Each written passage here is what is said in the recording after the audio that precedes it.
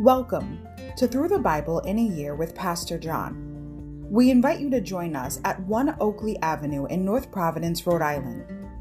This podcast is presented to you by The Way Ministries, supported by listeners like you. For donations, live videos, podcasts, and more, please visit www.thewayministriesri.org. Thank you and have a great day.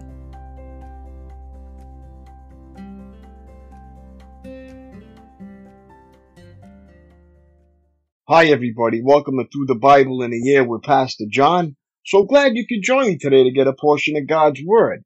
Today we're going to begin with day 144, May 23rd, Job chapters 20 to 21.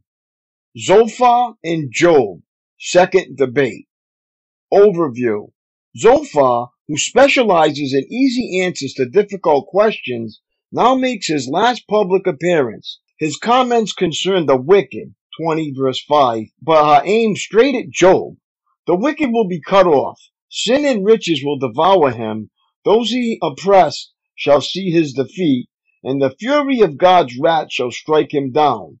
Then Job interrupts. The wicked do sometimes prosper and enjoy the luxury of their wealth, and they spend their days in prosperity. In fact, evil people are spared calamity and are buried with honor.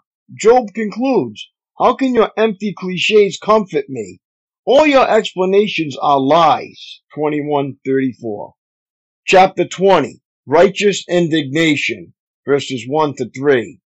Repeated insight. Verses 4 to 29.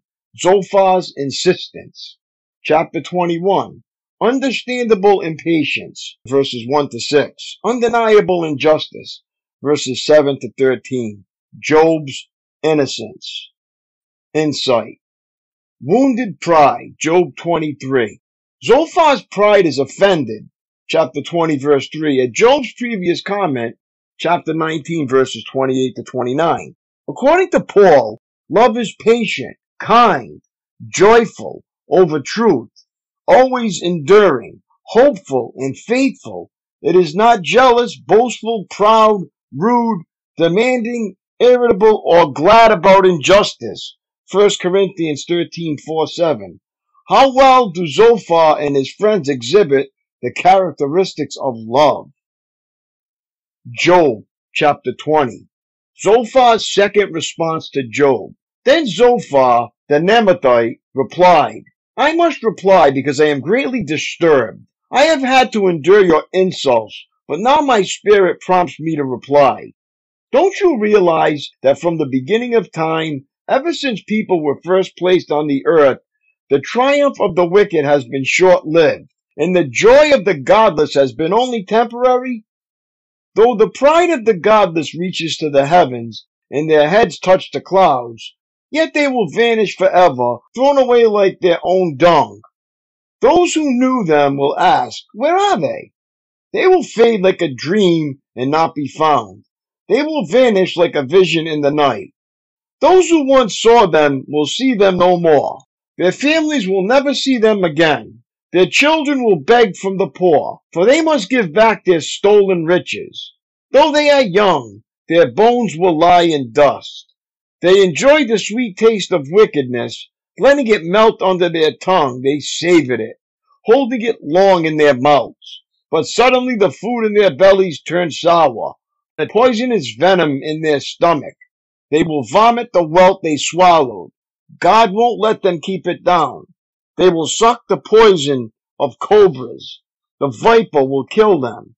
They will never again enjoy streams of olive oil or rivers of milk and honey. They will give back everything they worked for. Their wealth will bring them no joy, for they oppressed the poor and left them destitute. They foreclosed on their homes. They were always greedy and never satisfied. Nothing remains of all the things they dreamed about. Nothing is left after they finish gorging themselves. Therefore, their prosperity will not endure. In the midst of plenty, they will run into trouble and be overcome by misery. May God give them a belly full of trouble. May God rain down his anger upon them. When they try to escape an iron weapon, a bronze-tipped arrow will pierce them. The arrow is pulled from their back, and the arrowhead glistens with blood. The terrors of death are upon them. Their treasures will be thrown into the deepest darkness. A wildfire will devour their goods, consuming all they have left. The heavens will reveal their guilt, and the earth will testify against them. A flood will sweep away their house. God's anger will descend on them in torrents. This is the reward that God gives the wicked. It is the inheritance decreed by God. Job chapter 21. Job's seventh speech, a response to Zophar. Then Job spoke again. Listen closely to what I am saying. That's one consolation you can give me. Bear with me and let me speak. After I have spoken, you may resume mocking me. My complaint is with God, not with people. I have good reason to be so impatient. Look at me and be stunned. Put your hand over your mouth in shock. When I think about what I am saying, I shudder. My body trembles. Why do the wicked prosper, growing old and powerful? They live to see their children grow up and settle down, and they enjoy their grandchildren. Their homes are safe from every fear, and God does not punish them. Their bulls never fail to breed. Their cows bear calves and never miscarry. They let their children frisk about like lambs. Their little ones skip and dance. They sing with tambourine and harp. They celebrate to the sound of the flute. They spend their days in prosperity, then go down to the grave in peace. And yet they say to God, "Go away. We want no part of you and your ways." Who is the Almighty, and why should we obey him? What good will it do us to pray? They think their prosperity is of their own doing, but I will have nothing to do with that kind of thinking. Yet the light of the wicked never seems to be extinguished. Do they ever have trouble? Does God distribute sorrows to them in anger? Are they driven before the wind like straw? Are they carried away by the storm like chaff? Not at all. Well, you say, at least God will punish their children, but I say he should punish the ones who sin, so that they understand his judgment. Let them see their destruction with their own eyes. Let them drink deeply of the anger of the Almighty, for they will not care what happens to their family after they are dead. But who can teach a lesson to God, since he judges even the most powerful? One person dies in prosperity, completely comfortable and secure, the picture of good health, vigorous and fit. Another person dies in bitter poverty, never having tasted the good life. But both are buried in the same dust, both eaten by the same maggots. Look, I know what you're thinking. I know the schemes you plot against me. You will tell me of rich and wicked people whose houses have vanished because of their sins, but ask those who have been around, and they will tell you the truth. Evil people are spared in times of calamity and are allowed to escape disaster. No one criticizes them openly or pays them back for what they have done. When they are carried to the grave, an honor guard keeps watch at their tomb. A great funeral procession goes to the cemetery. Many pay their respects as the body is laid to rest, and the earth gives sweet repose. How can your empty cliches comfort me? All your explanations are lies.